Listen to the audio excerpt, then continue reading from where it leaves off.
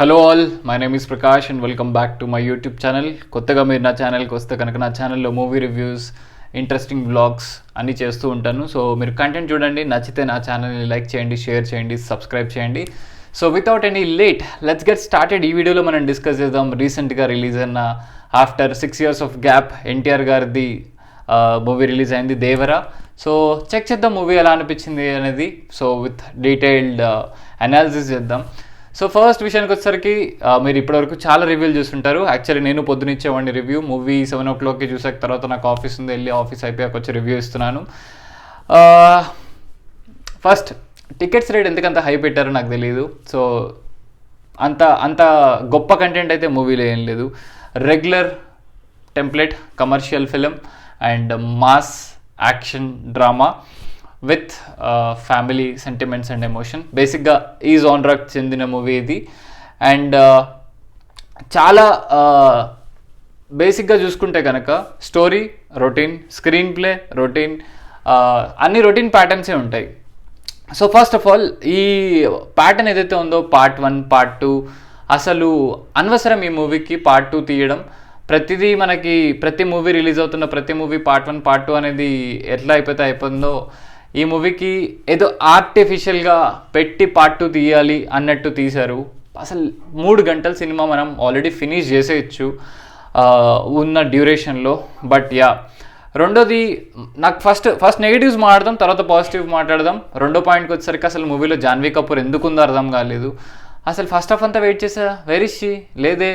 తర్వాత ఒక ఇంటర్వ్యూలో పెద్ద లెంతీ డైలాగ్ ఉంది, అసలు సింగిల్ టేక్గా ఇచ్చేసింది. అందరం షాక్ అయ్యాం. అంత పెద్ద డైలాగ్, చాలా భారీ పేజీలు ఉంది డైలాగ్. అంటే నేను వెయిట్ చేసా ఆమెకి ఏదో పెద్ద పెర్ఫార్మెన్సెస్ ఉంటాయేమో స్క్రీన్ మీద, విపరీతమైన ఆమెకి స్కోప్ ఎక్కువ ఉంటుందేమో అని చెప్పి ఎక్స్పెక్ట్ చేశాను. స్కోప్ కాదు కదా, అసలు స్క్రీన్ ప్రెజెన్సే లేదు. అసలు ఆమెను ఎందుకు కాస్ట్ చేశారో కూడా తెలీదు.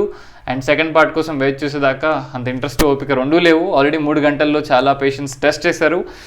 పాయింట్ నెంబర్ 3 వచ్చేసరికి అసలు మూవీ ఫస్ట్ హాఫ్ పర్లేదు, డీసెంట్గా ఉంది. సెకండ్ హాఫ్ అయితే ఎట్లా వెళ్ళిపోవాలో అట్లా వెళ్ళిపోయింది. ఎప్పుడు వెళ్ళిపోతాం, ఇంకా ఎప్పుడైపోతుంది మూవీ అన్న ఫీల్ వచ్చింది సెకండ్ హాఫ్ జరుగుతున్నప్పుడు మాత్రం. ఫస్ట్ హాఫ్లో కొన్ని మంచి గూస్ బంప్స్ సీన్ ఉన్నాయి, ఆ సీక్వెన్సెస్ అన్నీ బాగున్నాయి. క్లైమాక్స్ కూడా చాలా ఆర్టిఫిషియల్గా అనిపించింది. క్లైమాక్స్ ఎన్నో మూవీస్లో చూసాము. నేను ఎక్స్పెక్ట్ చేస్తూనే ఉన్నా బాహుబలి ఇంపాక్ట్ రిలీజ్ అయ్యే ప్రతి మూవీస్ మీద ఉంటుంది. అండ్ ఈ మూవీ కూడా అదే రకమైన ఇంపాక్ట్ని ఇంప్లిమెంట్ చేశారు. అండ్ ఆ ఇంపాక్ట్ చూస్తున్నప్పుడల్లా ఇది ఆల్రెడీ చూసాం కదా, ఎందుకు ఇలాంటిది తీస్తున్నారు, ఆల్రెడీ వచ్చింది కదా చాలా ఏళ్ళ క్రితం, దాన్ని రెగ్యులర్గా ఫాలో అవుతున్నారు కదా అన్నట్టు. సో బాహుబలి, కేజీఎఫ్ ఈ మూవీస్ అన్ని ఇంపాక్ట్ మనకు ఉంటుంది. So regular template, good versus evil and చెడు చేసే వాళ్ళని మంచిగా మార్చడానికి మన హీరో పడే తపన, కృషియే దేవరా మూవీ. సో ఇవి నాకు మూవీలో బాగా డిసప్పాయింట్ కలిగించిన విషయాలు ఏంటంటే, ఆర్టిఫిషియల్గా ఒకటి పార్ట్ 2కి ప్లాన్ చేయడం, ఒక మూవీ ఒక ఫ్లోలో పోతుంటుంది, ఆ ఫ్లోని కొన్ని డిస్టర్బ్ చేసే అంశాలు ఉన్నాయి. అవి కూడా నేను మీకు రివ్యూలో చెప్తాను. సో ఇలాంటివన్నీ ఫ్యాక్టర్స్ అన్నీ నన్ను మూవీ చూస్తున్నప్పుడు నా ఎక్స్పీరియన్స్ని అయితే ఖరాబ్ చేశాయి.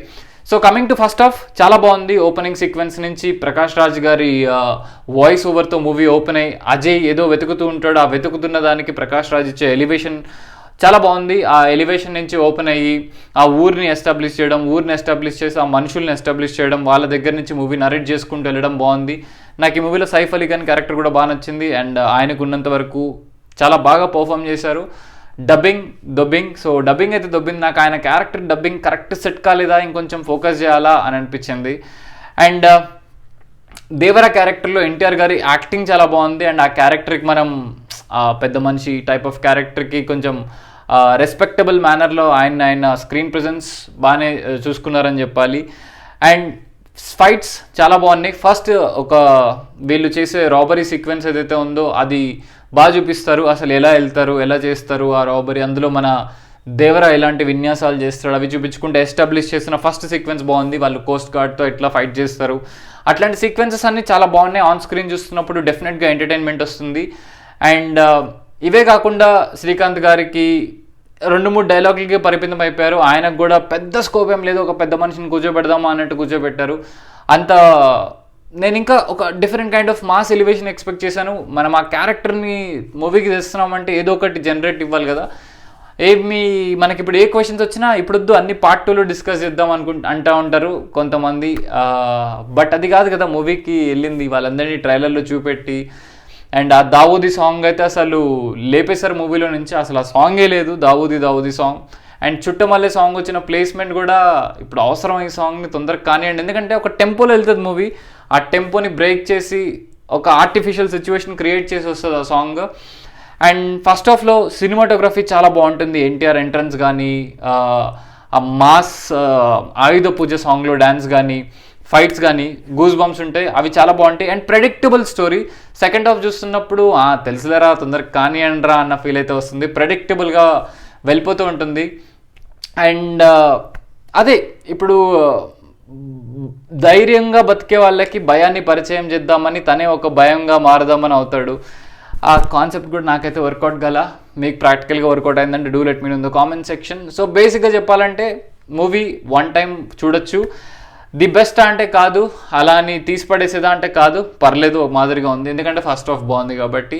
ఇంటర్వెల్ మిషన్ కూడా నాకు బాగానే నచ్చింది, ఫైట్ సీక్వెన్సెస్ నచ్చాయి, విజువల్స్ చాలా బాగున్నాయి. అండ్ ఆ టేకింగ్కి చాలా కష్టపడ్డారు. అండ్ ఈ సీక్వెన్స్ ఏదైతే ఉందో అస్సలు బాలేదు. ఇది మనకి CGI పెట్టి సొరచప్ప సీక్వెన్స్ వస్తాయి కదా, అవంతా నాకు అంత పెద్దగా ఎక్కలేదు, అంత నచ్చలేదు.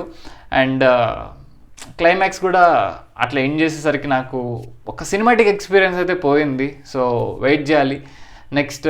ఈ సీక్వెన్స్ అనేది పట్టుకోకుండా మూవీని ఒక మంచి టెంపోలో ఎడిట్ చేసేస్తుంటే బాగుండేది. ఎడిటర్ శ్రీకర్ ప్రసాద్ గారు, ఆయన చాలా మంచి మూవీస్కి వర్క్ చేశారు, ఒక్కడు కానీ RRR కానీ. సో ఎడిటింగ్ కూడా బాగానే ఉంది, కొన్ని సీక్వెన్సెస్ అయితే తీసేయచ్చు అని నాకు అనిపించింది. సో మీరు దేవరా చూస్తుంటే కనుక మీ అభిప్రాయం ఏంటో do let me know in the comment section. NTR గారిది మాత్రం వన్ మ్యాన్ షో. ఆయనకి ఇచ్చిన క్యారెక్టర్లో కానీ పాత్రలో కానీ ఆయన సూపర్గా చేశారు. ఎన్టీఆర్ గారి కంటే స్క్రీన్ ప్రెజెన్స్ ఎక్కువ సైఫ్ అలీ ఖాన్ గారికే ఉంది. అండ్ తెచ్చుకున్న క్యారెక్టర్స్కి అయితే కరెక్ట్ స్క్రీన్ ప్రెజెన్స్ ఇవ్వలేదు. సో ఇట్లాంటి కొన్ని లూప్ హోల్స్ ఉన్నాయి. బట్ చాలామంది ఆచార్య కంటే బాగుంది కదా అని అనొచ్చు. బట్ ఆయన తీసిన మూవీస్ మనం మర్చిపోలేం. జనతా గ్యారేజ్ కానీ, శ్రీమంతుడు కానీ, భరత్ అని నేను కానీ, మిర్చి కానీ. సో అది ఆయన రేంజ్.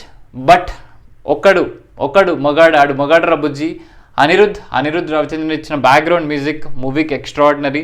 సాంగ్స్ తక్కువ ఉన్న ఇంటర్నేషనల్ స్టాండర్డ్స్లో BGM ఇచ్చాడు. అండ్ ఆ BGM వల్లనే ఇంకా థియేటర్స్లో కూర్చొని ఆడియన్స్ ఆ మాత్రం ఎంజాయ్ చేయగలుగుతున్నారు. అనిరుద్ధ్ BGM లేకపోతే మాత్రం ఈ మూవీ లేదని చెప్పాలి. సో 70% అనిరుద్ధ్ BGM వల్లనే ఎలివేట్ అవుతాయి సీన్స్ అన్నీ. అండ్ ఎన్టీఆర్ గారి యాక్టింగ్, అనిరుద్ధ్ గారి మ్యూజిక్, సినిమాటోగ్రఫీ, ఇవి మూవీకి చాలా ప్లస్ పాయింట్స్. సో ఇది బేసిక్గా మూవీ గురించి పాజిటివ్ నెగిటివ్ రివ్యూస్ అన్నీ. మీరు చూస్తే మీకు ఎలా అనిపించిందో do let me in the comment section. ఒకవేళ చూడకపోతే వెళ్ళి చెక్అవుట్ చేయండి థియేటర్స్లో.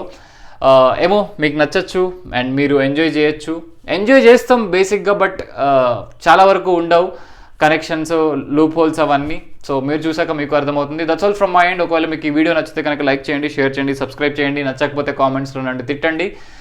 Thank you. మరింత ఇంట్రెస్టింగ్ కాంటెంట్తో ముందుకు వస్తూ ఉంటా. Until then take care, keep smiling, bye.